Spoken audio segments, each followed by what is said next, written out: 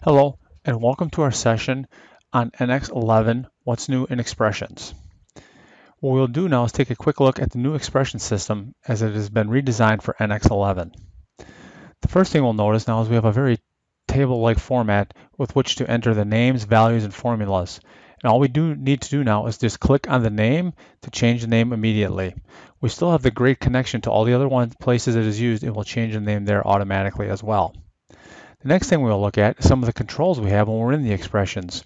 What type of expressions we want to show, what type of groups we want to show. And what we're going to do right now is we're going to go create a couple more different groups to help us maintain the readability and usability of our expressions for later downstream use.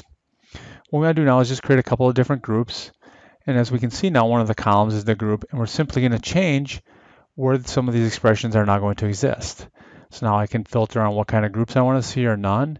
And in the end here, I'm going to take the interface group and make it my active group and only show the active ones I'm working on. The next thing I'm going to do within this context is create a brand new expression.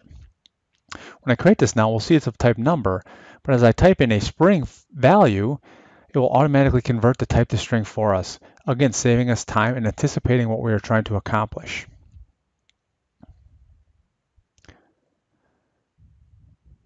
The next thing we want to do is just start to create to change values. And when we change the value of one expression, again with the click interface, we see we get two different colors.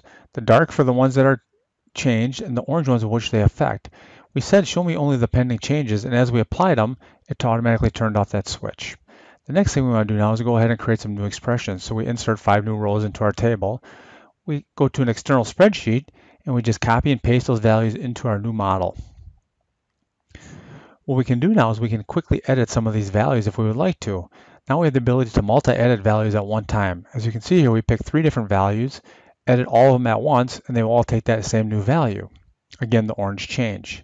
Now what we want to do is we want to go back to the spreadsheet, copy out those original values, and paste them back in over the top.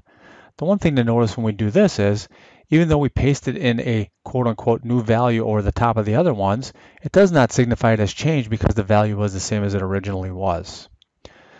The next thing we want to do is go ahead and create a parameter called myParameter01, but it already exists.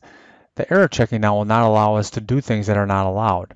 The pink was a notification to say that one already existed in the system.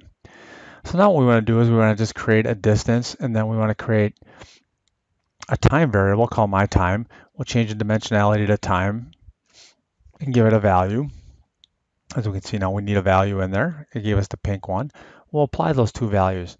Now the next thing we want to do is if we have a time and a distance, we want to create a speed. So as we go ahead and take the 2 parameters we just created, it will automatically change the dimensionality for us to velocity.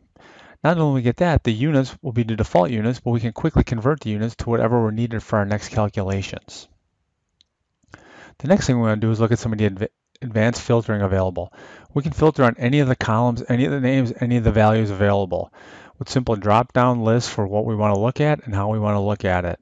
We can see right here we're just doing filter by name that contains DIAM anywhere in the value. We can turn those off and on, and remember is the last one we had.